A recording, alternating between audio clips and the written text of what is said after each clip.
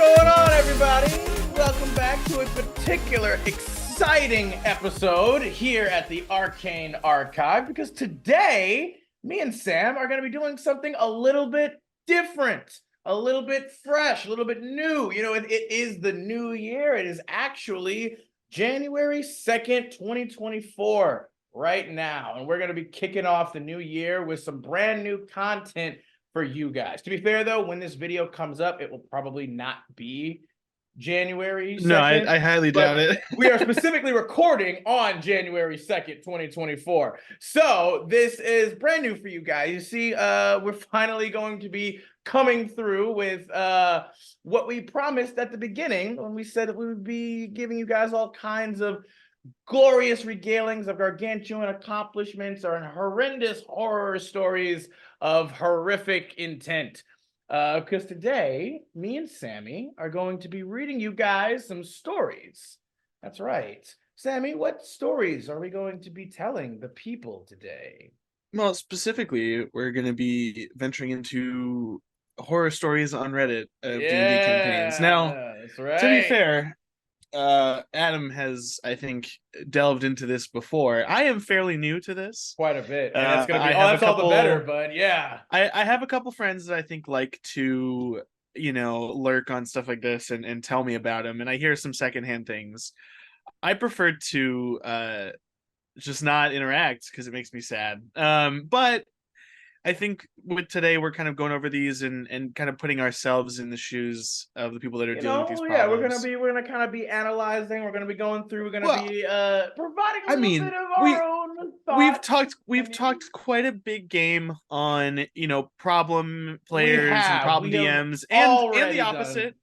So I think, you know, it's time we maybe back our shit up a little bit. A little bit, right? A little bit. Look at actual things that have happened to people and what we would do.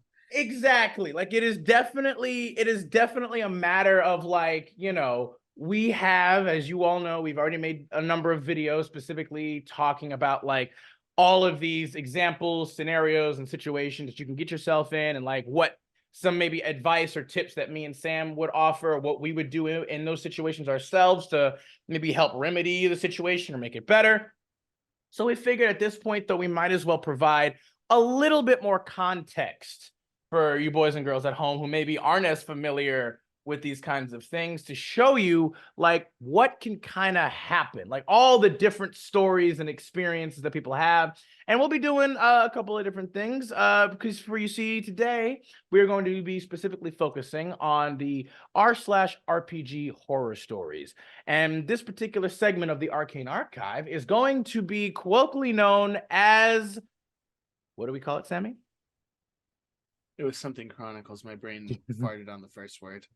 Cautionary Chronicles. There we go. That's what we're doing today. I hate myself. I thought we are going Cautionary Tales. And I was like, no, it's Chronicles. Exactly. There you go. You got the most important part. That's right. This segment, part of the Arcane Archive, is going to be known as Cautionary Chronicles. When me and Sam kind of dive into these RPG horror story tales about all these terrible experiences, you know, and to be fair, it's a spectrum. Some range from terribly horrendous and absolutely traumatizing to, you know, just a little unfortunate little mishap, you know, here or there, a little stumble, a little muffled, you know, nothing too big, and it's a funny little tale you tell, you know. I'd say at least for now we're staying away from some of the more visceral. Yeah, we're gonna for the first one, we're gonna try to keep this relatively lighthearted, I think. Well, the reality is, those are a whole different kind of problem, and that's not really focused on a D&D problem. Now they still are, and we might touch upon that stuff eventually in a very different context, maybe a little bit later kind of video. Yeah, a little later on. But we want to start this. We want to start this year off on a happier note. Just first, you know, obviously, just as a warning to those of you who haven't ventured into this cesspool before, some of these things, it's a little bit upsetting. They can get real and dark. I think for what we have picked, it's not too terrible. It's mostly just, you know, arguments or differences of opinion that completely devolve into a lack of D&D, unfortunately, or someone being removed. Nothing too offensive or scary. No. And I also just want to say right off the bat, like if we do start to dive into any kind of area that is more, again, like serious and real, we will absolutely be putting disclaimers for anybody, like trigger warnings and all kinds of stuff like that, just to, again, yes, give you a heads up and give you time to be able to be like, okay, hey, maybe this one might not be the best for me personally, because of those specific aspects that can occur. Even though, you know, I think me and Sam might both agree that those topics, while heavy and difficult to even talk about, they might still be important to be able to convey and to be able to discuss. Because people feel these things, and that's okay. Yeah. And it's still okay to be able to try and find ways to handle and maybe sort through these feelings in this situation. Because interestingly enough, you'd be highly surprised how much of these feelings, these heavy, deep things, can be like dredged up by playing this game. It's kind of crazy sometimes. Oh yeah. And it's one of those things, like, we love D&D for its human element, the way that a story can be told cooperatively with multiple people. That human element is a double-edged sword in some cases, and that's kind of what we're going to be getting into. But I think mostly lighthearted this time around. For this time. And so, you know what? That being the case, with all of the preamble out of the way, thank you and welcome everybody to the Arcane Archive presents Cautionary Chronicles. Sam, would you please like the honors of starting us off this year with your first pick of tale? I'm gonna start off with a very short one, a very easy one. Now, okay. So this this was posted about a week and a half ago, and it's the quote "man the f up" quote player. This is a regular D&D we're table. Starting it off good. I'm already one excited. DM as yours truly, and 4 player characters. We are trying to sort out the next date. Player 1 says he's sick, has some personal things to deal with. He's honest and polite about it. Wonderful. We love seeing that. We love that. Communication. That's great. Communication is key. Respect. Player 2, all there. Yeah, the response was not as respectful. Player 2 proceeds to ram him along the lines of, man the F up, either be there or don't. D&D is for playing D&D, not for chit-chat. You are responsible for everyone else around the table. Nobody cares about your health issues. No exaggeration on my behalf. All of this is written form in public Discord chat. And now I have to sort this crap out. The one rule I had set at session 0 was real life greater than D&D. So it looks like either player 2 apologizes or he's out. Now look. Good Lord. Now I'm gonna preface that escalated quickly. Yeah. Now, I'll be completely honest with you. If I was playing with somebody who made a comment like that in the open, in front of everyone, singling out a player for health issues, that player is gone. Now, that's my opinion. There is no apologizing in your back. You're gone for me, because that's a no-go. We're all adults here. Okay. Now, I mean, what if that player as well, though, was maybe suffering from some mental issues or health issues and stuff? That is something that, if you're going to be playing with somebody, hopefully you know of that stuff ahead of time, and you could appropriately respond. And if that case, if it definitely seems very out of character for that person, I think that's something you can talk to them about. Again, this is a separate, you do not do that in the Discord that you're all publicly talking in. This is something you do to the side. I think, if this person had an issue with someone not being, like, say they were sick for a long time, this sounds like this is a one-time thing, in terms of the way it was done. Now, if this is someone who's been sick or been busy or had issues for a long period of time, maybe D&D just isn't in the cards for them right now. And that's a conversation. If you're another player and you're frustrated, I think that's a conversation you can have outside of the group with that person. Not as an aggressive conversation, but as a genuine, like, hey, is this something you can really commit to? Because it doesn't seem like it's going to be possible. Now, if I was the DM in that situation, as this person who wrote this is the DM, this is an opportunity. If that person's busy, maybe they're just not going to be playing every session. Maybe it's they come in once in a blue moon and play because they still want to play D&D, but things just aren't working lining out up for them well. Yeah. Now, I'm the kind of person, late last year I got surgery in the morning, and that night I was playing D&D. And at the behest of most of the people in the group being like, why are you here, Yeah, dumbass? And yeah. I've done that more than once. I mean, hey, that's just how dedicated we are. That's how much we love this It's stuff, I you know? well to me, I was like, well, I may not be able to move my midsection, and I may be on like 4 different painkillers, but I'm gonna be at that session. Um, and maybe that, I was conscious, so it was good. But maybe that's not the Oh same. yeah, no, that's good. Yeah, you're Um, conscious. Yeah, it was really hard to leave my chair after. But the reality is, I think the absolute just like D&D is for this is for D&D, not for chit chat, is such a weird way to put. Be like, you can't talk about your personal problems here, man. I It's for mean, D&D only. It's not even like they were talking about it. It was more just no, like, they were literally hey, letting everyone know, and dude, it it is is. it is technically about D&D because like, hey, this will affect D&D, or at least my thing of D&D. Like, I won't necessarily be able to attend and do this stuff, and then that would therefore affect the others because the GM would have to be like, all right, so he did everything perfectly correct, or Yeah. they did everything perfectly correct, and it's like. If I mean, if I was the DM in that scenario and that's what a player did, the first player, how they mentioned it very politely, I couldn't find fault in that.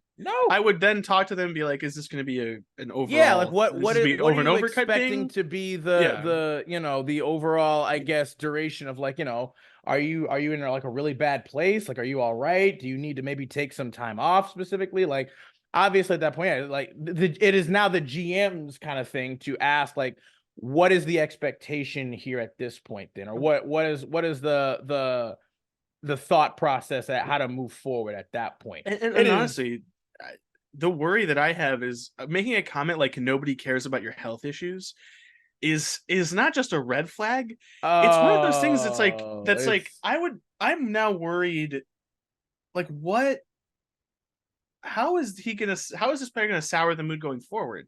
Oh, I Because would like be this interested. is Does the game, or does the poster, does he give any kind of timeline for how long that they've been playing at this point together? um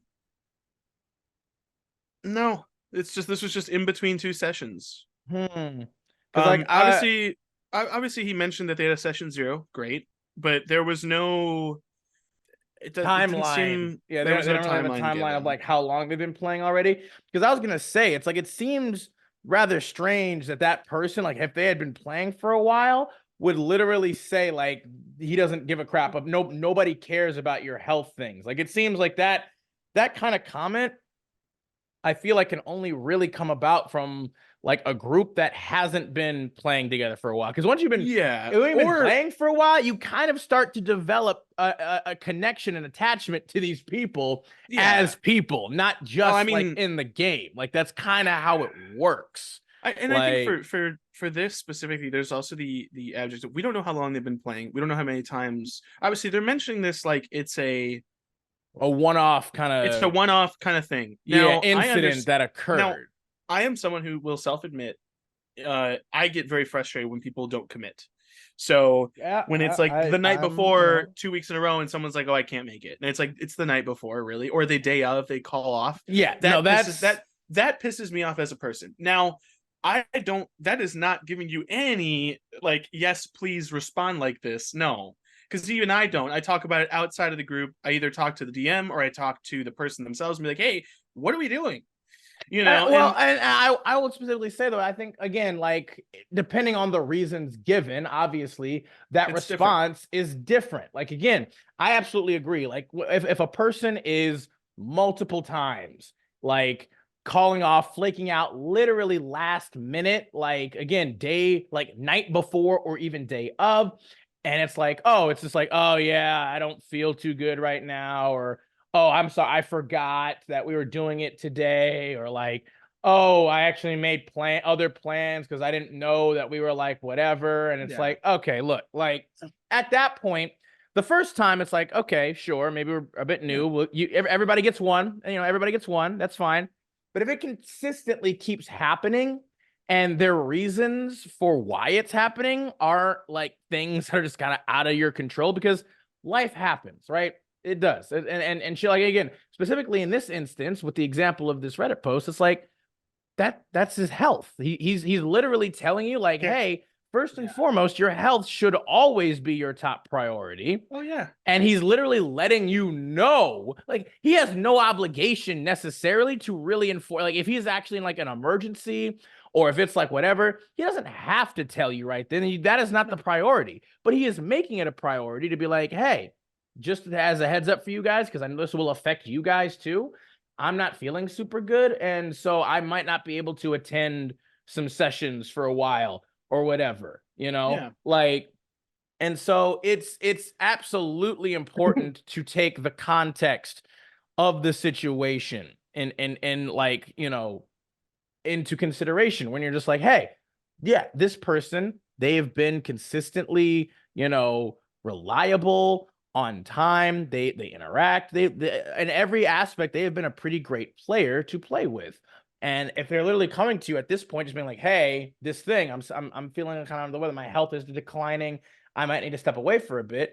Then you should absolutely, everybody should be like, "Oh, completely understand. We hope. Are you okay? Are you all right?" Like, like that should be the priority.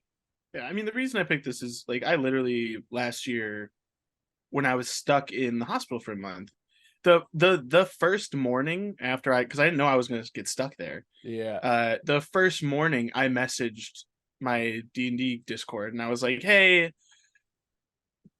like Yeah, I'm in the hospital. I'm in the Like this isn't hospital. like I don't know when I'm going to be able to leave. I'll try to keep you guys posted. Like if you guys want to play, you're more than welcome Yeah, to. please do. And Don't, I was very like, I'm sorry, but that's because for me, D&D is one of those things where it's like that's if I can, I will play because Yeah. that's the thing I want to do. I look forward to it every week. Yeah. And everyone else is like, dude.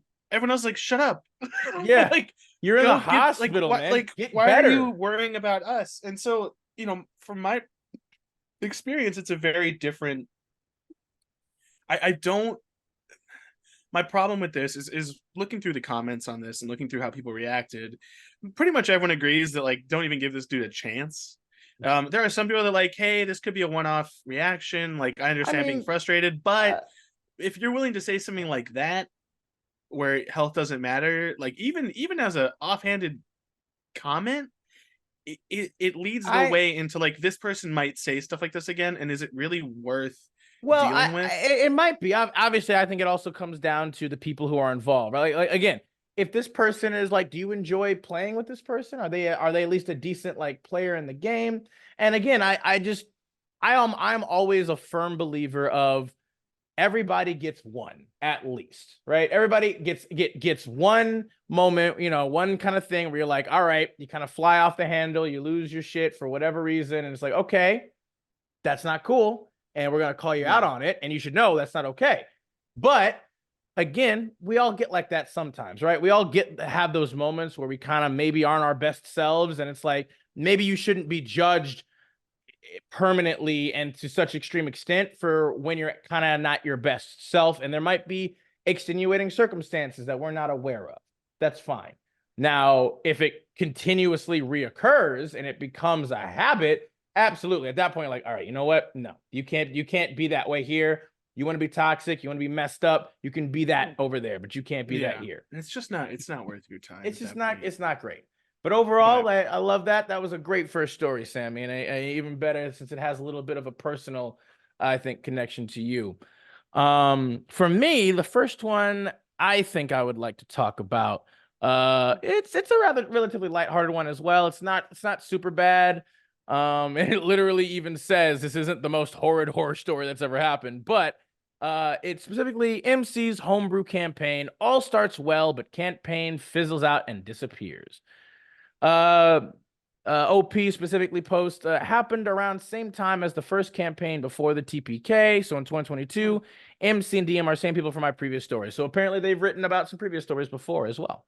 Sounds like they got some unlucky campaigns. Yes. Or maybe, I don't know, better just in certain ways. Maybe they're cursed. It happens. MC, let's call him Harry, wanted to run a homebrew game. DM, let's call her Layla, just to keep things somewhat simple. Told me, you have to join now. Join quick, otherwise you can't play with us. Bit weird, but okay. At that point, I wasn't aware of her being as toxic as she was. Harry was a bit better DM than a player, and with Layla, it was kind of the same thing. The party included me playing a Tabaxi warlock. There was also a Tabaxi druid, a half-elf warlock, a monk, don't remember the race, and Layla played the ranger, don't remember the race either. Originally, my character was supposed to be a wizard, but I was told it's too difficult, too much work, too many things to remember. We were all asked to come up with backstories, city names, and some lore for our characters. My character wanted to get his brother out of butt dial deal he made with a deity. The party meets, and off we go to adventuring. Combat was fun. My character, for some reason, kept missing until he yells at his patron, which is a fire genie. Unlucky rolls gave an unexpected roleplay opportunity. So real quick, let's just take a second to address that. I'm already a little confused. The wizard comment, I don't. Yeah. Who is it hard for? The DM? They're not the player. Evidently. Well, because the irony of that being is like, yeah, it's like, oh, it's too hard, too difficult, too many things to remember. Here's the thing. Well, obviously the player themselves would, as Sam just said, be the primary controller, operator, and responsible person of this character. The only thing that the GM really has to do for a wizard is you got to give them the opportunity to get spells. Like, that's about it. Like, you don't even have to do that. You gotta, well, you do, because like wizards, they should. Like, you should. And in my point being is that you do, because like otherwise the wizard literally can't get any other spells except for their level up. And then that's also still technically on the GM to then allow if you're not doing XP gain specifically. But overall, yeah, that comment in and of itself right there makes me feel like even right at the top, where apparently like Layla literally goes like, "Oh, you have to join now and join quick, otherwise you can't play with us." Which is like, maybe that's the wizard comment, because they didn't want him to sit there making a wizard because it could take a while sometimes. But I doubt it, because it's like you have a druid. A druid would be of a similar, so it's easy. I'm a little confused by that comment. Well, even technically, having a wizard would be even easier because you don't have access to your full list right away. You would just have your thing, and it's like, but so it's like, it seems to me almost like there was something against OP right from jump. Yeah, like, there's something there. It seemed like the GM like right away seemed to have, and not even maybe just the GM, because apparently I think it's that other player. Yeah, like, well, because I assume though. I mean, it could wasn't he invited to the campaign by the other player? Yeah, like he literally was like, he wanted to run a homebrew campaign, and apparently, like, to be fair, the way that the OP formatted this and wrote this out isn't amazing. It's a little bit hard to see. That's how it normally goes. I mean, that's kind of that's pat and parcel for Reddit, to be fair. But it definitely seems like even right from get-go there was some weird juju and vibes kind of going on. And I kind of want to see what terrible thing this person tries to do. Well, let's continue on specifically. The other warlock shows some signs of main character syndrome, but they could have just been excited to play. Compared to Harry, it was nothing. He gets kicked from the game after a couple of sessions. I noticed something odd when I asked Harry about it. He just said, "Yeah, the players tell him how their characters react to my character." I don't know. Is that a common thing? But made me feel a bit like an outsider. Druid player then leaves the game, and to him, sessions were well after midnight.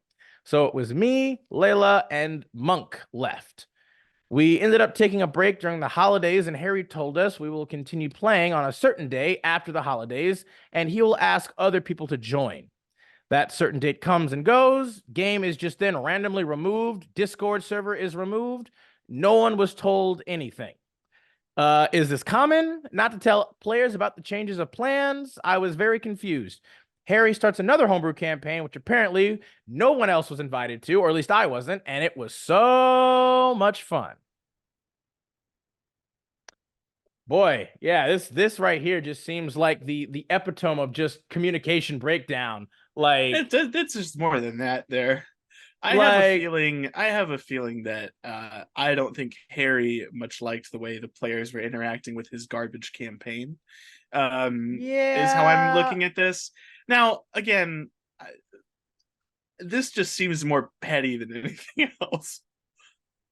Like It- I Also, we have like zero context from the guy writing this as to what happened at all anywhere. No, Um, like he's not giving actual like examples of the Examples things that have like occurred, but just from like the look of it, like I specifically kind of wanted to talk about this even at up jump because it definitely seemed like right off the cuff there was some weird kind of stuff like and to be fair, he maybe doesn't go into as much detail because he's already written a previous story about like with some these of these people, yeah, people. with some of these people before, but it definitely seems like Harry is the main person about this. I, Like, we've talked about this before.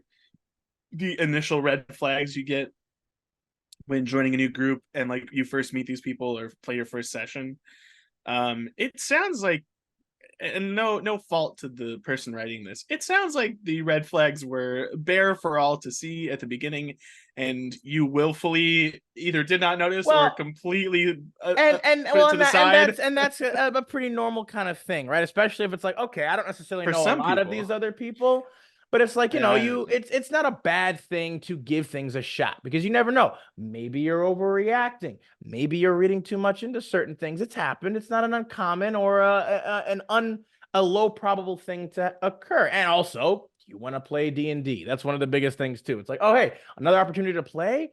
It seems a little iffy, a little stinky, but I'll give it a shot, yeah, we're and definitely different in that sense. yeah, no, you love to disengage immediately at the smallest, slightest chance of I don't whatever trust it, man. potentially occurring. I can't trust people I as far as I can throw them, mean, and I haven't worked hey, out in a while, so I don't have that. I actually did, but I don't have the bandwidth to deal with I mean, and that's perfectly fair. Like again, all if of you that. if you don't even have, you know what? Again, at the end of the day, like we just said, you got to take care of your own personal health and safety first and foremost, and there's nothing wrong with that. But there's also nothing wrong with a person who, if they feel like, okay, I have a tolerance level high enough to be able to kind of circumvent this and seeing if like if this really is as messed up as it kind of feels like it could be. Um, but yeah, honestly, with this one, it is just I feel like it does suffer from probably the most prolific source and reason for any campaigns breaking down, right? Is communication.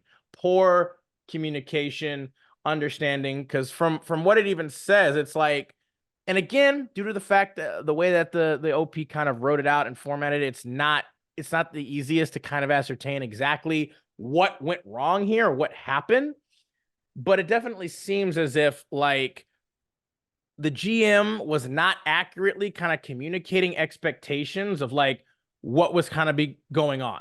Again, Mhm. even with like the comment about the wizard of like it's too difficult, too much work, too many things. Even that alone tells me it's like, okay, why though? Like why and not just that, they were all asked to come up with backstories, city names, and some lore for their characters, which is like, in essence, that's not a bad thing at first glance, right? Where it's like, okay, yeah, it might even be more like, oh, that's cool. Your GM is gonna try to, if they're requesting this, then they're going to actively work on implanting these things that you made into their world and the story Yeah, to have something tells me they significance. didn't actually do Something any of tells me that. they probably didn't get far enough for that to actually really be applicable.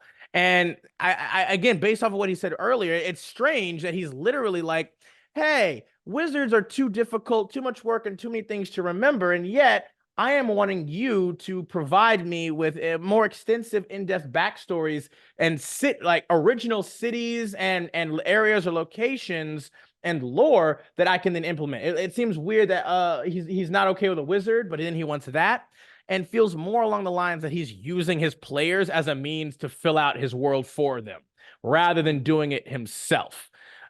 Which I Yeah. feel like is that's a huge red flag in my opinion. Like, and again, it's just an assumption on our part because we don't really have any clarification on that. But that's the vibe that I get. I get the vibe that this guy, like, literally was like, oh, he wanted to run a homebrew game, and he did not understand the amount of actual work and time that would go into doing that well, and was just like, oh man, this is harder than I thought. And then he started to lean really heavily on his players to do the things that he wanted them to do. uh, because he apparently wasn't able to keep track of or handle all the weight that was happening with everything else going on. But overall, he could have just communicated with them. He could have just been like, "Hey, this is a little bit more difficult than I thought it would be to run a fully homebrew kind of game itself. I'm not entirely sure really how to do this. Well, I'm sorry about that. Could we maybe switch back to like a module, or do you guys mind if maybe I take some parts or pieces of a module and add those in to help maybe like support, because it's with the way that my life is going, it's difficult for me to just kind of come up with stuff. I'm not really getting any inspiration. It's like you can communicate this stuff with your players. If any GMs, especially if you're new or if you've never just made like a full homebrew kind of thing, like we've made a video talking specifically about that, where it's like, hey, it's like, when you start to create a homebrew world, there are certain things that you kind of need to have down, like certain foundation, like probably make sure that you have a decent pantheon of gods for like, any of those more like divine or religious characters. Obviously make sure you have like maybe like a continent, a couple of different countries depending on where you're wanting your players to go. Think about like, what creatures and inhabitants might be there to a certain extent, what history might happen, again, depending on the story you're trying to tell. Yeah, I mean, there's a lot of steps to stuff like that, and like even And so it's okay. It's like when that stuff, it's not easy. It can be hard for people. And so it's like when you can't necessarily come up with something, it's okay to let your players know, like, hey, I'm sorry, this isn't quite going the way that I hoped or expected it to. Like, would you mind if I just kind of supplemented or, utilize some stuff from a module? That's okay. You don't have to like scrap the entire campaign, but you can just start to specifically like, we're gonna just kind of switch the setting a little bit, and if your players are legitimately good players, then that should be completely okay. But you know what? Moving on, let's head to Sam. What is your second story that you would like to read for our friends here? well, I'm building it up. I started with a sick can't come. Now I'm gonna talk about someone who just ended their campaign because people are not good at showing up. Oh boy. All right. We're This keeping with the is theme. I like it. We have a progression here. Yeah, this is a kind of a two question, as he's posted as the title, or they have posted as the title. Rant, I just canceled a 2-year campaign slash how do you ruin a game while everything goes well when playing? As the title says, I got sick of the campaign I GM for 2 years and decided to quit it for a simple reason. I finally got sick of reminding the players to tell me if they could make it on a certain date or change the schedule on a short term because something else came up. And yes, I know that especially with adult groups, there's tons of responsibilities to consider, and I'm the last person to complain if something unforeseen happens, like someone gets sick or has to take care of a sick child. This is not the case here. It's about canceling 1 week before the session, which usually screams something more interesting came up, taking days to weeks to check your calendar for confirming a date, and not changing that behavior after being told multiple times. But OP, I hear you answer, it's just a game, and you should realize that there are more important things going on. Well, yes, it's just a game, but by changing your schedule after you committed to a date, you cancel that game for you and everyone else involved. So you put your schedule over that of 4 other people who also blocked that date out. Just a reminder to everyone that even if everything is great when playing, you can still be a pain to play with. Rant over. Now, this is something that I feel quite close to. Yes, I'm We've sure. had, in my own games, we have issues like we've had issues with stuff like this to the point where we've put a rule out. If you say that you can't make it before 42 hours before the game, it's fine. If you say after that, we're playing without you, unless it's like some crazy, like you're dying or something, or some crazy thing happened. That's fine. But for the most part, if you can't be upfront and communicative, we'll just play without you. And I think that's helped with people being on time and showing up to sessions. It's not something that I really wanted to have in place. It definitely puts a little bit of a tinge depending on how you take something like that. I know that there are people out there who play D&D who, if they were told, if you're not communicative, we're just going to play without you, they would just stop playing. And I get that. I think those rule sets kind of only work if you know the people you're playing with well. If it's a brand new table, unless you put that out right at the beginning before you even bring people to the table, hey, scheduling is going to be an issue. Please be communicative. If you're not, we're going to kick you or play without you. I think it's fine to put that out front. I feel bad for this person because it sounds like they really enjoyed playing when they could. And the scheduling was just too much for them in terms of like, I'm putting in all this work and people just don't seem to care about showing up. And I think that's something that you have to be careful of when playing D&D is you can't take it too personally. Some people just don't have a mind for scheduling or just don't have good commitment. Like it's or the communication is, skills. Yeah, you know? some people just aren't. They're just not good at committing to things, and that sucks. But maybe you just replace them with someone who is. Would be my way to do this. My way would be take everyone who's a problem in this, kick them, find new people. Don't just cancel the campaign. I mean, it's of course I feel bad for this person. You do whatever you're gonna do. Me personally, I would just start kicking people. Now I'm a bit of a start taking about you're God I'm and you're God and you're God. Yeah, I'm like the Oprah of kicking people, of kicking people, of banishing them. You are banished to the shadow realm. Yeah, I'm gonna be like Pegasus from original Yu-Gi-Oh. I'm gonna put all their parents in the shadow realm, their dog, them, doesn't matter. I have your grandpa Yugi. I have your grandpa Yugi. Oh, Yugi boy. Yeah, come fight me for your grandpa's soul. But the reality is, I feel bad. The reason I wanted to bring this up is I feel very bad for people that go through stuff like this. Because it's not anyone being an asshole in game. It's not anyone being inappropriate. It's not anyone even being particularly crappy outside of the game. It's just the fact that people can't understand that if we're all going to agree on a date, that means not everyone, like you're not the only one making a sacrifice. Exactly. Everyone is. Everybody is doing it, and you're not holding up your side. Yeah, your end of the bargain. The equation, like you're not carrying your weight. And you and I have talked about this on the channel before in a number of different episodes, where it's like that was one of the biggest issues and problems with like the first ever D&D campaign that I played in, like first ever long form one, where it was like that was people just not being able to stay committed to it. And it's like, again, it's like, and that's kind of the irony of like what your previous story, the guy who was being a douchebag in that one was saying. It's like, you know, it's like, hey, he was coming from a place annoyingly that is fair on like, when you say you want to play D&D, then let's play. That is what we are here. We have deliberately set this time aside, this day, to play this game, to do this activity, this hobby together. That's what we all collectively, at least the understanding or the assumption is that's what all of us collectively have promised to do and committed to do that thing, because it's hard to just out of nowhere randomly do a D&D campaign. It's almost impossible. Not completely, but just about. It takes a pretty decent to do it well. It takes a pretty decent amount of prep and planning, scheduling, and everything. You can hardly ever just do an impromptu D&D session and unless you're doing, you know, real beer and pretzels. That's what I mean. Unless it's like some real, like literal, just theater of the mind. You guys are just messed up. You're blitzed, just wasted out your minds, and you're like having fun. You don't give a crap. You just want to play pretend for a little bit with your friends. That's perfectly fine too. Yeah, but that's let's bring out the action figures at that point. Yeah, literally, just start messing around. The ones that every 4 guys have hidden under their beds still. We all know we got everybody's got a couple, you know, just from your childhood. It's like you know, girls have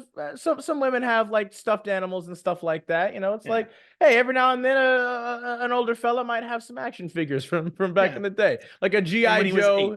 GI Joe here or there. Maybe. He's still got that castle in there too.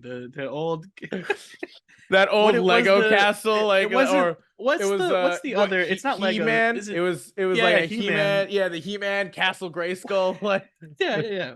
everyone's got a Castle Grayskull in their closet of some Of variety. some type, some But kind. the reality is, I think the difference between this one and the one I talked about before is that it seemed like the first person politely said, "Hey, unfortunately, this is the situation." Yeah. And in this one, people just don't seem to give a shit.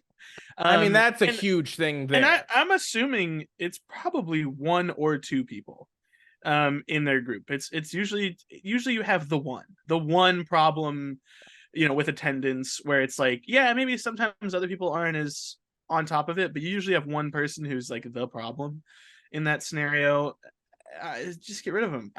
And I hate to be the guy that to advocate I mean, for no, getting rid of I people from don't a disagree at campaign. all. Like again, if it like again, we gave the example earlier in the previous one that you talked like again of like if this person is consistently showing this pattern of behavior and you have been able to ascertain that their reasons and the context or their explanation for why this is continuously happening is like okay, well that and even if for instance they did have legitimate even for instance it was like oh hey I am feeling really sick I am feeling under the weather or for whatever reason I can't keep up this commitment then that is still like okay then as the GM I'm going to say I'm sorry we might just not be a good fit for this group then like if you are not able to like keep up with the commitment that everyone else has seemingly also committed to and pledged to then again we either have to run without you like we're just going to run like sessions and games without you and you're just going to kind of be missing content and context and story or whatever Yeah. or we're going to have to you might not be a good fit. You might have to leave and find a different game, and we'll have to find somebody else. Like that is kind of just the two options that you have in this kind of scenario. Like Sam said, if they are consistently not showing up, then I absolutely 100% am also an advocate for. All right, well then you either run without them or you find somebody else at that point. Yeah. And you don't have Again, to be an asshole about it. there's always, I think, something that I learned early on. You don't People can take breaks. So we Yeah. had when I in my first campaign, we had a guy who still plays with us to this day, but took a break for a couple months. He had life stuff going on. He tried to make it work. You could definitely tell that it was difficult for him. And at some point, he was just like, "Look, sorry, but this isn't in the cards for me right now. I won't be able to do this." And everyone was like, "Sure." And it was always how do I it was always under the assumption that eventually He would he would come come back. back. And if Yeah. he decided not to, that's okay. And if he decides to, he is always welcome. Always And welcome. I think that's something you have to look, you take it with a grain of salt of like sometimes it's just not in the cards for people in their life because It life happens. is It's a crazy, deplorable chaotic, mess of bullshit. And sometimes like that's why we play D&D to get away from it. And so a sometimes little you bit, can't. Sometimes you can't just get a little away. bit. They won't And let you. Sometimes they if won't you let you. can't, it doesn't mean you're a bad person for it. Again, I don't think I would look at this person like an asshole if they were communicative and upfront. But Exactly. it sounds like they're just flaky.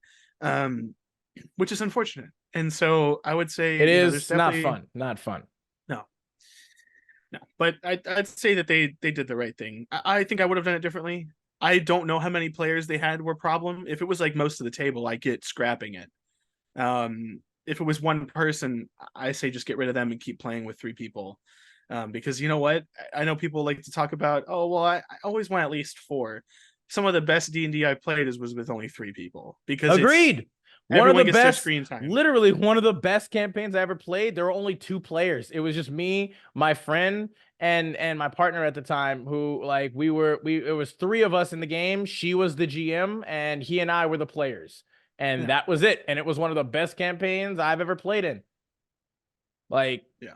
you don't need a lot of people to play the game, but you do need people who are dedicated and committed to it.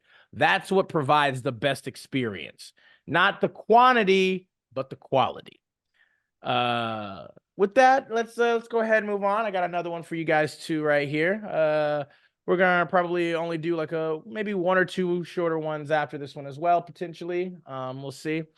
But for this one, it is known as the Drow forgot everything about her former life in a cult.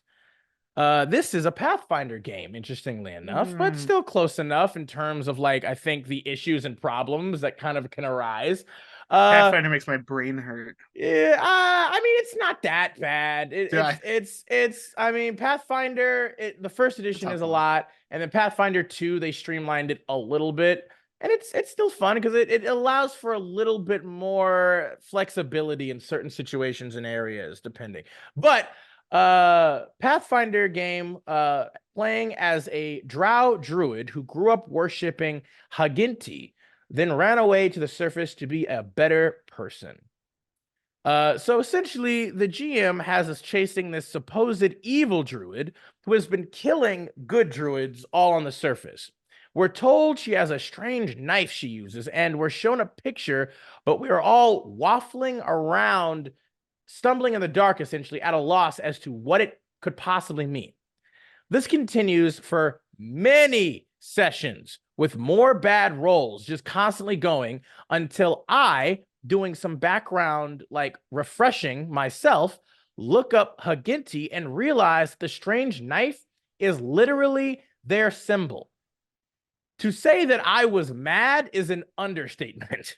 This is the kind of thing that my former cult member Drow would know on sight, having been a stalwart worshiper of this god back in the day. And the GM never even gave a hint to me. Now, that in and of itself, like, yeah, like that, we've talked a little about this before, I think in depth about like the GM having a certain thing of like wanting players to either like putting kind of almost everything behind a pay wall for roles, right? Where it's like, oh, you don't get access to this information despite the fact that you literally in your background itself have personal experience and knowledge of this thing, but you just happen to have rolled poorly. And so now you don't get access to this information that is like could be incredibly pertinent, if not vital, to D&D is not a Ubisoft game. to exactly. I don't need to pay for lore. Like this is the perfect representation of what I wanted to kind of showcase. Is like GMs do not hide important vital information behind a roll wall. Don't do that.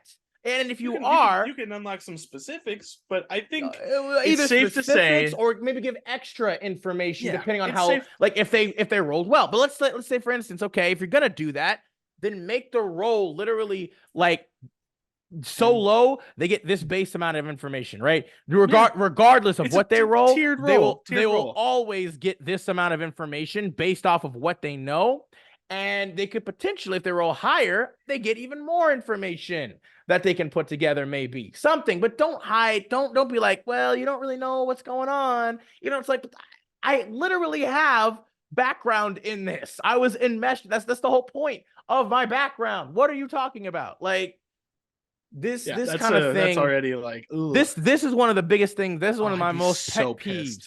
This is one of my pet peeves of D&D, and I've had a number of experiences like this that have always just screwed me up inside. When I'm just like especially because again I've said this multiple times, and I'll continue to say it for as long as we do this.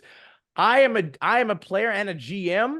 I am salivating at the thought of giving my players information. I am like, yeah, I absolutely want to give all this lore dump and shit. Like we talk forever. Like, why wouldn't I want that for my players? Yeah, I want you to know what's up. Yes, I want you to know what's going on, especially if it's pertinent or directly tied or connected to you in some way. That's cool. That's fun. Like I want you to be able to have that moment where you're like, oh hey, I know this. I know this. Oh, hey. I can do this. It's like, you can. That's for you, man. There you go, bud. I think got you. The main problem here is so far is just the fact that how would you have known what the knife was? Even if the DM's like pay attention to your backstory, you should have known what it looks like. Dude, it's not, you cannot put that on me because being in a cult for a god or a demigod could have any kind of iconography. It's up to you to remind me that, like, hey, you recognize this. Not my job to do research outside of the game, which you could argue is metagaming. Give me And- the like what? And not just That's- metagaming, I mean, you could also argue the fact of like, we don't even know the exact time frame that this takes place. So if it's like No. literally your character is still enmeshed in a thing like freshly, maybe you haven't played for 2-3 weeks. Yeah, And the like you're like, iconography. The argument and you're is like, invalid. or you found that shit like months back, and you're like, you're just now remembering. It's like, okay, yeah, oh, the player who takes notes. It's like, okay, yeah, I All took right. notes. I'm gonna, for the net. That's you take keen mind. If you're in a bad campaign, Literally. always take keen mind so that they can't Well, not but tell you. the issue being though is that they might still not even really apply. Because again, I know. if We've it's talked about that literally before. if it's literally in their background, they should still be able to regardless. But you know what? Yeah. We'll continue on. They actually Yeah, added I'm interested. they actually added an edit to this, a little bit more boy. context for people. Edit. The GM had the whole party roll checks on this. He had me roll occult knowledge, and it went poorly. He often seemed to rely on us as players knowing things and using that meta knowledge in game, which led to him literally having 30-minute monologues with himself as NPCs who were nowhere near any of our characters. So then we could not react to what we as players were witnessing. It also became clear as sessions progressed that he was probably a brand new DM, which we hadn't known from the start because he acted like he knew everything that he was talking about. And he didn't actually even want to DM, apparently. He wasn't a bad guy. In fact, I thought he was actually kind of neat, if kind of standoffish. Being new to Pathfinder and TTRPGs in general, I personally did not always know when it was appropriate to ask for either a check or when I could just maybe know something or reference my backstory, and neither did anyone else. At least half of the table were complete newbies to this. So this isn't so much a horror story, rather than a I am disappointed story. It just would have been nice and saved a lot of time and frustration for the whole party if he had just been clearer about the direction he was wanting us to go and trying to lean into. Another example of this is that we followed this quest line to a ritual murder outside a house, investigated, tried to find out anything we could through dice rolls. Actually did a few decent rolls, but none of the information we got was actionable, so the party just left the scene. There was nothing else we could really feasibly do. It was presented in a way that there didn't seem to be anything else that we could do. So we've talked about the DM putting a skill wall. We've already mentioned it once. Or maybe even like he didn't. Maybe this could also potentially be an example of like he had Not nothing knowing. else. Yeah, Yeah. he had nothing else to, like he didn't expect them to necessarily go there or get to that point, and that might be again what OP was referring to when he's like being more clear about what direction he really wanted them to go, because perhaps they literally ended up going in a direction where he was like, I didn't plan for that. I think no. Like, I mean, it's still an unfortunate scenario, but fortunately, this sounds more like inexperience as opposed to maliciousness.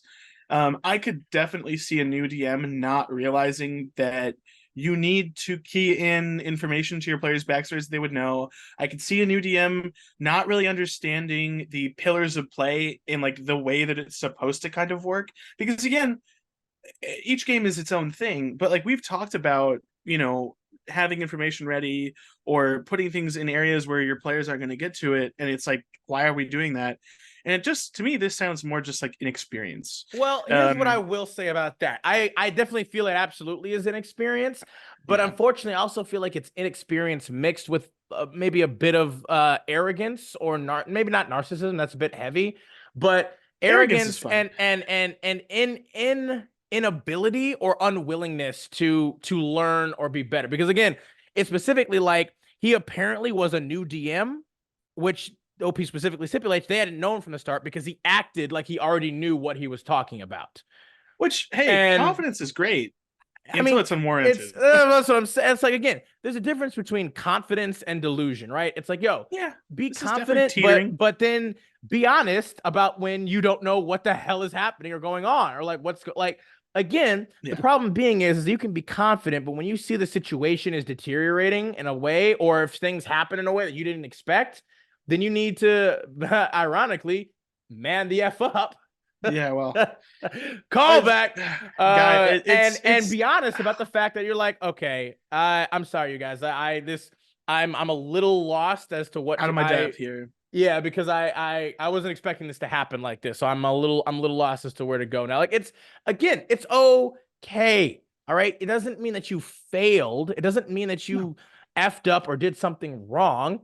It's just like, hey, in fact, if a GM is able to say that to me, I feel like they are then that much more truly committed to making sure that we're going to try to have the best time we can rather than just scramble and potentially make the whole thing crash and burn like it seems like kind of this happened, where it's just like your players are left feeling frustrated and aggravated and upset because you literally put everything behind a roll wall that like they couldn't ever really get over. Because it's also like, if you're going to put something behind a roll wall, then you might as well just let them continuously roll until they get over it. But at that point, you should just tell them the information anyway.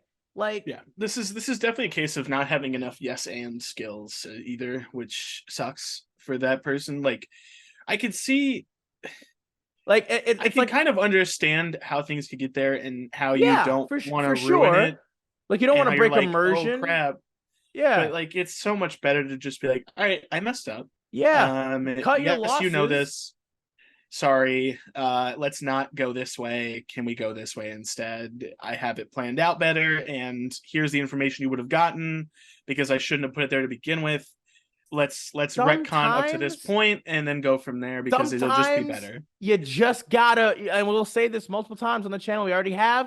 Sometimes you gotta break immersion. You gotta come out of it for a second in order to steer it back into a direction where it's actually going Yeah, to be the maximum amount of fun, enjoyment for everybody at the table. wipe the slate clean for a minute Like, it's so okay. that you It's can. okay to retcon. It's Yeah, okay to change some shit if it really went a really bad way that you don't. And I know a lot of people in the community are going to look at that like that's taboo. Like that is an yeah, absolute, like, it's an unspoken rule that you're not supposed to break. You can't retcon everything because then it destroys the whole point of it, because your action should have consequences and that. It's like, okay, yes, yeah. I agree.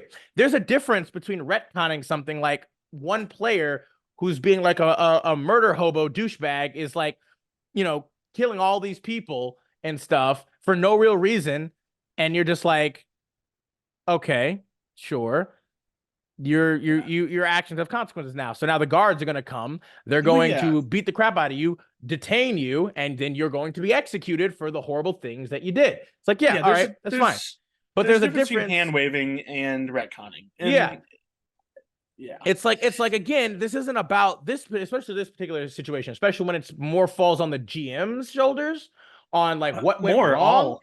Like, where it's just like, hey, this isn't something that the players chose to do, and now you're like keeping them honest with whatever. This is a mistake or an issue Yeah. or a problem that accrued due to GM interference, or not interference, but GM choice and decision making. At that Yeah. point, it's like, yeah, this is not conducive to a fun, productive time here. And even harkening back to our earlier discussion about that, everyone made a commitment to be here, and they made a commitment to be here so that they could have a good time. They could have fun. They could enjoy it. That is the other aspect of that thing, right? You made a commitment to be here. And if you honor that commitment, you show up, you're engaged, you are participating actively, then in return, the game needs to pay off in that way of being engaging back, of being entertaining, fun, and healthy for the people at your table. That is Yeah. then the GM's job to make that a thing. That is the agreed upon social contract when you play these games. This is Love a Pathfinder, social the contract. same thing. These are the social contracts that you have signed at this point. Your players are going to show up, you're going to be engaged, you're going to be involved. GM, you are going to do everything in your power to make this game a safe, healthy, entertaining, fun environment and time for your players. That is the thing. But yeah, I would say with that, why don't you go ahead and read one more, Sammy? We'll take one more from you, and we might get out of here. We're probably going to make these a little bit shorter than our normal I'm gonna Meta Talks dives. I'm gonna go with a weird one. That's the less rewarded player that I was talking to you about, because the other one I think is pretty self-explanatory. This one's a little bit more interesting. The title of this is "Player Wants to Feel Less Rewarded and it turns into everyone's problem. Now, when I saw that title, I was like, okay. So let's start out here. The story happened 3 years ago and starts maybe 15 sessions into your average 5e campaign. Pretty fun. It started as some obscure pre-written one-shot, and the DM continued it from there. We played on Discord, 5 players plus a DM. Sessions were only around 2 hours long because people were busy. We'll call the protagonist of the story Gabriel. As far as I know, this wasn't his first experience with TTRPGs, but he was still quite new. He was completely fine until this point, that is, until session 15. He played a human cleric. So, right off the bat, newer player, so I can see where this is going. Yep. And it sounds like, yes, short sessions, but they were all in agreement, so that's good. Session 15 starts. I don't remember the details, but we decide to split the party. 3 of us go into the sewers and encounter some ridiculous amount of giant rats. Gabriel and another party member decide to go to a bad guy's safe house and ambush him in there. As you can imagine, this isn't the easiest situation to handle for the DM, but the pace was pretty good. We have a hand-wavy sort of fight versus the rats, as we were way stronger than them, and it was more of a plot thing than an actual encounter. I like this. This is a great way to handle that, considering, again, a certain point in D&D, fighting weak enemies is a stronger party. It doesn't really do anything for you. It can still be fun sometimes to just wipe the floor with like a weaker kind of like but mob. I like this. Show how far you came. I agree. I will say a DMC's two party split, like it I get why this was done that way, and it sounds like it makes sense, and I think it was good. Yeah. No issue so far from my perspective. The other 2 set some traps and eventually have a decently challenging battle for 2 people, defeat and interrogate the bad guy. Pretty cool so far. Session 15 ends, and the DM gives us all the same amount of XP, and we level up. Yay, everyone is happy. We talk about the session, we leave. Great, sounds good. So they're doing XP for level up. Fast forward to the next week, Gabriel sends a long message to the group chat saying he's not happy that he got XP for fighting the rats when he didn't fight the rats, and that he doesn't want to get unfairly rewarded. There's like 20 different things you can say to this, and we say all of it. Yeah. He doesn't have to worry about doing a good job because it's a game. No one minds anyone getting undeserved XP. Punishing someone for doing something reasonable that happens to give less XP is bad design. No one benefits from Gabriel being underleveled, etc. We talk in the group chat for like 2 hours. He's not convinced at all, and he says so. Now, what I want to say right here, this is why I hate XP leveling. Second problem, the DM could have totally just made a case that the XP was the same for everyone, even though it technically, in my opinion, taking care of a bad guy like that with less players would give you more XP than fighting a bunch of rats. It would. So obviously, mathematically speaking, it might have been pretty equal or maybe a little bit lopsided. It doesn't sound like the DM really did that much work to give both of them enough XP to level up. But we'll continue. A few hours later, it's time for session 16. So I enter the voice call. The first thing I hear is Gabriel arguing about the exact thing and the DM being super tired. This goes on for 20 to 30 minutes until we ask him to stop so we can play. We play, everything is okay, and Gabriel doesn't push the issue, but the mood isn't great. As flag number 1 of a downfall. Session 17 comes. It's a slippery slope. DM recaps what happened in the last session, like you went here and fought X, and Gabriel annoyingly replies, yeah, everyone but me. He makes it very clear that he doesn't think he contributed anything to the fight, to everyone's surprise, and starts arguing with everyone. Until again, we see he's not listening, and we ask him to stop. This becomes a bigger thing as time goes on. Every single session is predicated and followed by arguments about how he, contrary to popular belief, actually does nothing at all. Every time we have a somewhat straightforward fight because the fight is supposed to be easy or because we're lucky, we have to brace for yet another passive-aggressive comment. Or even if the fight is hard, we can't really win here because if Gabriel obliterates all the enemies with Spirit Guardians or inflict wounds, the fight was too easy. Therefore, he doesn't deserve the XP for it. If he doesn't, he was useless. Therefore, he doesn't deserve XP either. At some point, the strange self-loathing had completely transitioned to getting mad at the DM for not making harder encounters for Gabriel to prove himself. I don't know what the hell is going on right here. So yeah, I'm not sure what, if anything, happened behind the scenes because Gabriel and I weren't close at all. But the campaign silently stopped. Months later, the DM invited me to another one without Gabriel, and no one mentioned anything. Kind of a bittersweet ending because I'm not mad at him or anything, but I think we were all dreading the sessions toward the end. So we've talked about like Mary Sue characters and stuff like that. This seems to be like the weird opposite of that for no reason. Almost, or just a different version of that because he wanted to feel, because again, based off of what OP used for like, you know, Gabriel wanting to prove himself. Like, I don't. Again, the issue being is I'm not sure how he expected that to happen. Like, what was he wanting to really prove himself and being useful? Because again, if he apparently was so powerful, he could trivialize encounters as a cleric. Like, Well, clerics are OP. well, certainly at higher levels, they absolutely can be. Uh, and it's like I don't know like what he was expecting. It's like, and I don't disagree. Like, well, here's the thing with XP leveling, like we've talked a bit about this before in the past too. Like the whole, I think the difference between like XP leveling and milestone leveling, and like both of them have positives and both of them have negatives, right? Positives with XP leveling is, regardless of anything else, you will always have this number that you are trying to reach with leveling up, and you can always get there so long as you fight and defeat enough things. And hopefully, maybe even if your GM is also a good GM, they will provide you XP for like social encounters, social or other encounters, big or events. even like dealing with a potential deadly encounter or dangerous encounter in a pacifying way, where you didn't have to or fight. Getting away from it. Yeah, or escaping from it alive. You didn't have to fight, but you accomplished what you needed to do by circumventing it or whatever. Yeah. Issue with there, that, to though, be fair, there are rules in the DMG Yeah. about awarding XP even if you're not killing anything. Yeah. So it's not even like the issue with this is it's not even like outside of the rule set. No, it's not. Just and it's like, and again, obviously the two thing being too is like the GM. It's a pretty common occurrence for GMs to reward, if you're doing XP, to all of your players usually, because it's like you don't want anybody to fall behind, because then that starts to, people can start feeling bad about that. Because I bet you, had Gabriel started to fall behind in terms of levels, he would probably start to feel bad about that, like, oh, I'm under leveled and I'm not gonna feel as powerful or useful. Like, this doesn't strike me as a winning situation in any sense. No, I don't think they gave him every argument. I don't think you could have done anything to make this guy happy, and it's a good thing that the campaign fizzled and you got invited to a different one without him. Unfortunately, this person is going to have to deal with a lot of that if they continue to act that way.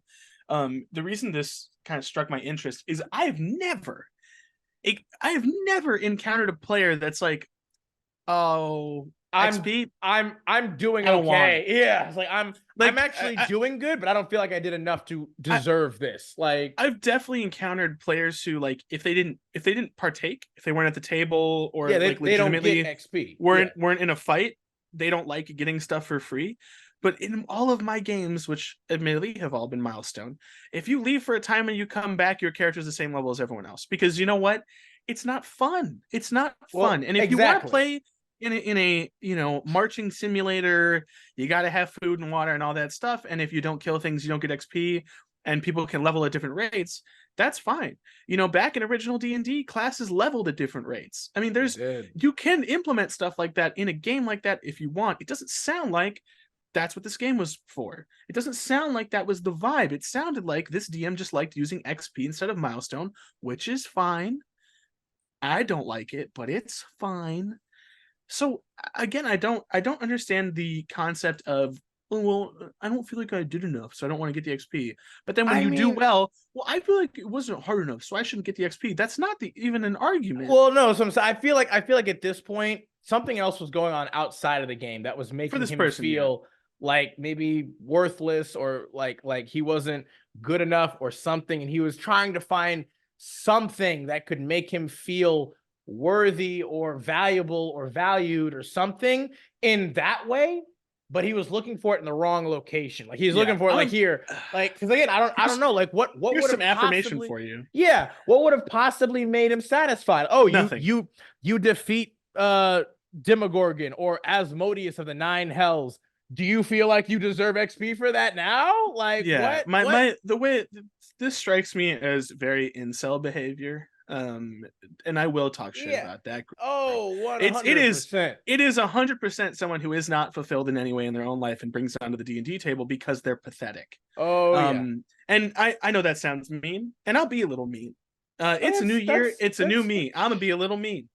I don't think As it's a anything new, Sammy. I'm gonna look, tell you right now, it's as not anything new. look, I am colloquially known as in some of my group as a messy bitch. So I'm gonna be a Yeah. little messy, and this is pathetic. It is some very incelly white It knighty it is some behavior. super self-loathing, weird, It's weird. Like it's again, like I don't. it doesn't make any sense at all. I can't see any logic, rhyme, or reason in any way, shape, or form in regard. At least again, based off of the OP's post. Maybe there was other things going on, but I can't even begin to think of like come up with any scenarios or situations where again that makes any goddamn Yeah, sense. Like I'm and like, what?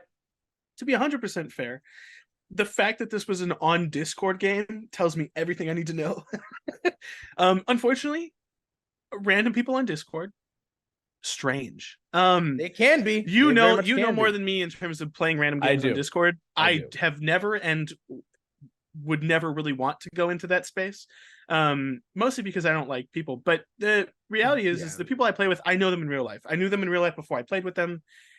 That's the only reason it really worked for me, etc., etc. I mean, it's a real mixed bag. You can get some really awesome people I'm on sure, Discord, and and I then you can get some 100% agree, but horrible people on Discord. unfortunately, with things like internet games, you open yourself up to weirdos who could never actually play in a game store because no one likes them.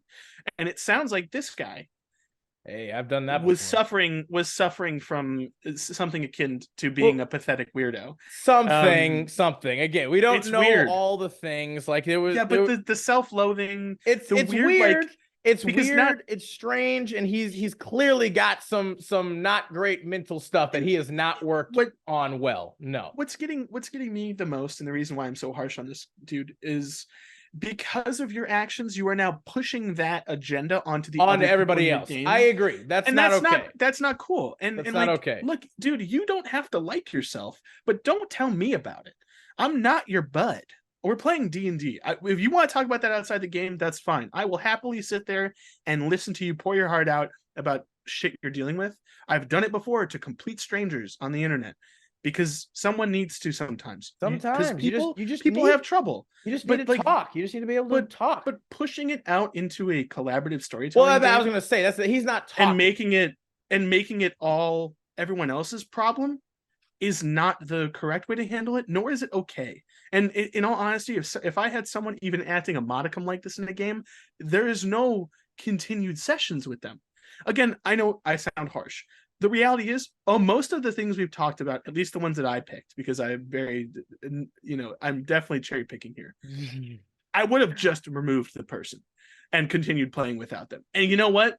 I don't really care what happens after that with them, because it's not my business. No, It's it's not not my your prerogative. responsibility. They It's not can your go responsibility. find, It's not your if they thing. really want to play, they can go find another table, and maybe eventually they'll learn that their actions do have consequences outside of the game, and they'll learn that, like, hey, I can't act like this if I want to keep playing with people. Or maybe you'll find a super toxic game out there that loves you for all of your weird bullshit.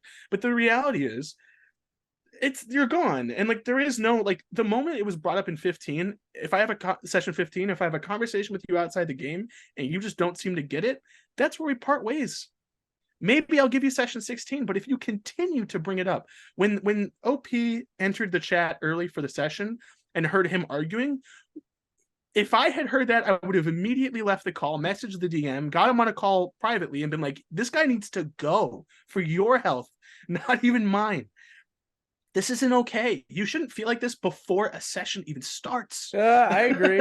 I agree. It's wild. I Well, mean, look, because I love that people seem to be, overall, and this is kind of a sad fault in humanity as a whole, but we like to give people chances they don't deserve.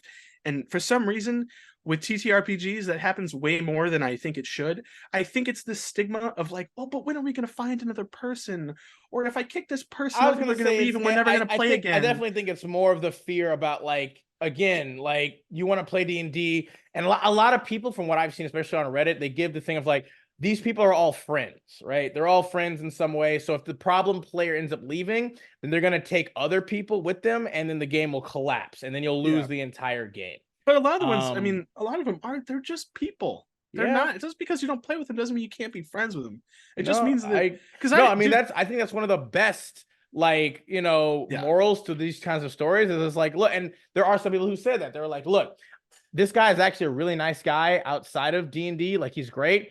He's just, you can't play this game with him for whatever reason. This game, he just, it brings out the worst in him for some reason. Or And it's we just simple as can't like play they with just him. don't take things seriously, or like, and I've had that Yeah. where like I tried to run a game for a couple people who'd never played with a couple people who were playing with our group at the time, and they just couldn't take it seriously. And so it ended up not being a fun session. We never played again. Occasionally, like every 6 months to a year, one of them will be like, "Oh, how come we never played again?" Yeah, we're gonna play and again. I just kind of skirt around it, like, dude, I don't want to hurt your feelings because we're friends. And if you push me, I will tell you exactly what happened. And I ended up doing that to one of them, and he did not like what I had to say. But again, if you're friends outside the game and you can be honest with somebody, that's better than just not, you have to be real. These are people. We're all people. It's not that hard. It sucks. It can be awkward. It can be confrontational.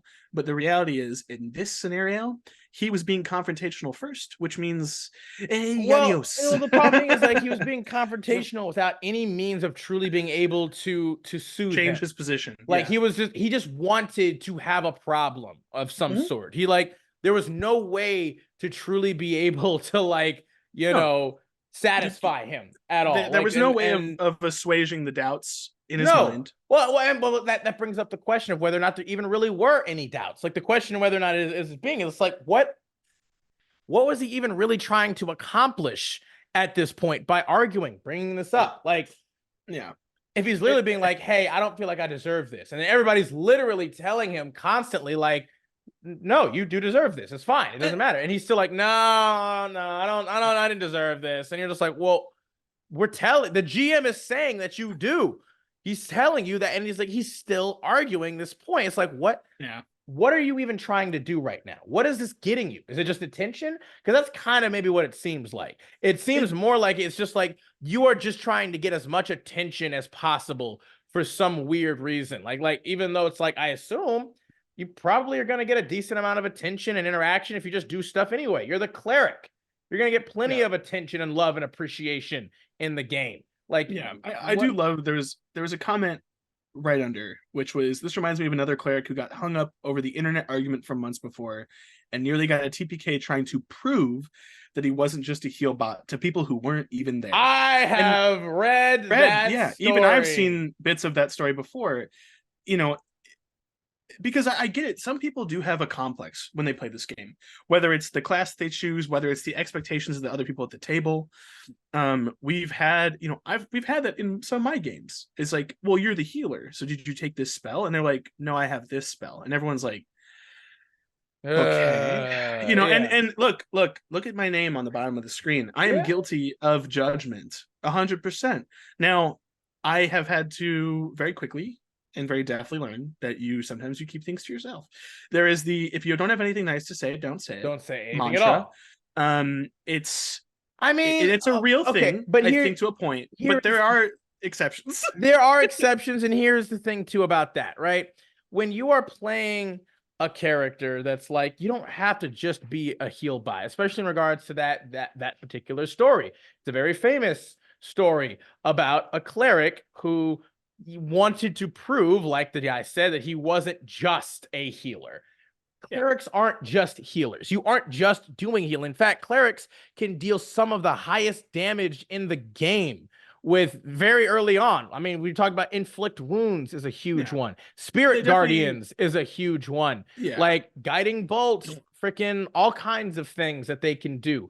The thing being, though, is the reason why they're considered heal bots is because they are also the only real class in the game that has the best healing options for the most part. Yeah. Clerics, druids, and clerics and druids have both really good healing options. Yeah, clerics and druids are healers. Druids do too.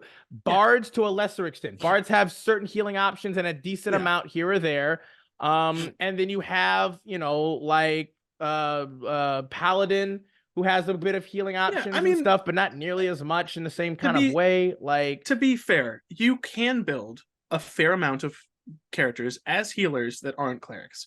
You can go arcane soul sorcery and you can build them as a full healer if you want to, and it works. I've played with one. Divine, You yeah, can build divine it. soul sorcery. Yeah, divine soul. Sorry, you Yeah. can you can play a bard as an off healer. You can play a paladin as an off healer. You can Yeah, play, but but obviously the reality is, none of them are gonna stack up to what a cleric and a druid are capable and of doing. Like, the reality is you can also spec into it pretty hard as a cleric and some druids. Like there are class abilities that make your healing better. I had a buddy of mine literally play Healbot. He played in a Warforged cleric, I think life cleric, which his main thing was healing. yeah, And he no, did it very well. I was gonna say, like, one of my friends, like, he always loved to play healer. Like, that was one of his favorite things to do, is he was the healer of the group. He specifically spec'd into a druid and had all these huge heal spells and things, and he would have like he would like summon things to then act as like attacks for him, but then he himself would then be able to heal, and he felt incredibly like needed and appreciated and satisfied with that. And it is okay. But that's the thing. It's like, you don't have to necessarily feel, and I know there are plenty of people who will, on the opposite end, be like, well, you're a cleric or a druid, so you have to heal me. You have to do this thing. And it's like, no, you don't. I will say, though, obviously, it logically, it would make sense for you to have healing to help your friends, because again, you are the only person who can really do that. You're the only class that has like mass healing word or mass cure wounds or whatever else, like, well, I mean, you should definitely have those in your back pocket, but you might not always use them. And that's what I'm saying. You don't have to use them, but in the event where you're fighting something powerful, why wouldn't you want healing to not only heal your friends, but yourself too? Like, that just makes you stronger. The fact that one of the things that makes druids and clerics so powerful is the fact that they are the few classes that can actively heal themselves often and with a lot. That is their strength. So it's like this guy who was talking about how like he wanted to literally make his cleric like, a frontline fighter, like a paladin or something. It's like, dude, that just play a paladin then. That's what a paladin is for. To be fair, you can do that. You can. But my point being is that if he didn't want to heal at all, if he didn't want to be a healer or even have less healing, why didn't you just take a paladin then? Like, clerics are spellcasters first and foremost. Like, they can be melee combatants too. They even have specific abilities that highlight that, which is kind of dumb because, again, primarily, they're full casters. Yeah, they will be primarily using spells, and they should be. You don't want to be a healer, play our patented 3 champion fighter 17. Yeah. Do our sumo fighter death cleric combo, who just uses inflict wounds all the time in conjunction with the rest of your abilities. Just do that. I call them. That's fine. Like I've seen people play, but that probably like a Tempest cleric with not a whole lot of healing. It wasn't their focus. They still did it when they needed to, but their main focus in battle was to be a frontline fighter with area of effect spells and status effects and things of that nature. Sure. Where they got up in the mix and they messed people's stuff up because Tempest cleric actually does good damage. Sure. But the reality of all of it is you can't actively be against wanting to heal yourself and your friends just to try and prove a point. Like, you can't actively be like, no, I'm not gonna do that because I'm a fighter. I'm an offensive character. I have no healing. You can't make me. It's like, well, that's how you lose a character. Which you know how all offensive characters are? They want their friends to help heal them because they can't do it themselves. That's the point. All offensive characters would be like, I would love to have some personal healing right now. If I'm out of potions, if I had a spell or an ability that would allow me to heal myself and the rest of my friends, I would do it. Like, all the time. But I think that's the end of that one. I would say in essence, I think that dude has problems outside the table, and I do not know what they are. And he is not willing to handle them in a healthy therapeutic manner. Like, this is not the place, and he's not even open to being receptive to help or anything. And at that point, he's just trying to cause problems and issues. Or again, he's just wanting attention. He's just literally trying to get as much attention as possible for some weird reason. Again, maybe he's starved of it. Either way, I do believe that that is all that we'll share today, though, for you audience. We hope that you enjoyed this brand new segment of the Arcane Archive presents Cautionary Chronicles. We're probably going to be coming back with the inverse of this, with RPG Glory Stories, and we'll probably come up with a fun, interesting term and title for that, too, when we come back with that. But we also have a number of other new things that we're looking to kind of add to the channel finally, including but not limited to hopefully a couple of actual like recorded plays, like live plays of some one shots or multi shots with some people. We're trying to we've been trying to put that together for a bit now. Yes, you know, all of you know, as we've said, scheduling is the absolute biggest bane of any D&D session. Scheduling, always. But other than that, if you stayed with us this long, thank you so much. We hope you enjoyed. Please be sure to like, comment, and subscribe if you haven't already. Share the channel and everything. And as always, we appreciate you guys. Thank you so much. Have a great rest of your day. Thank you. Bye now.